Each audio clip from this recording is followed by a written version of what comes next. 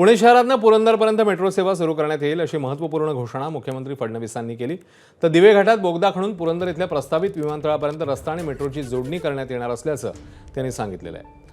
पुणे आणि पुरंदर परिसराचा वेगाने होत असलेला आधुनिक विकास लक्षात घेता सक्षम वाहतूक व्यवस्था उभारणं आवश्यक आहे। त्यासाठी पुरंदरपर्यंत मेट्रोचा विस्तार करण्याचा निर्णय घेतलेला आहे।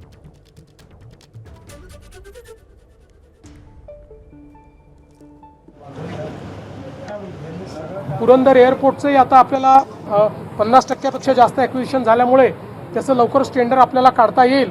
तर तिथेही जाण्याकरता आपल्याला रस्ता आणि मेट्रो या दोन्हीची व्यवस्था कशी करता येईल आजच माझी चर्चा झालेली आहे आणि आम्ही फिजिबिलिटी बघतो आहोत की जर दिवे घाटामध्ये आपल्याला ट्विन टनेल तयार करता आला तर मेट्रो आणि रस्ता हा तिथनं नेला तर पुरंदर एअरपोर्टला पुण्यावरून पोहोचण्याकरता अतिशय वेगवान अशा पद्धतीचा मार्ग आपल्याला त्या ठिकाणी तयार करता येईल।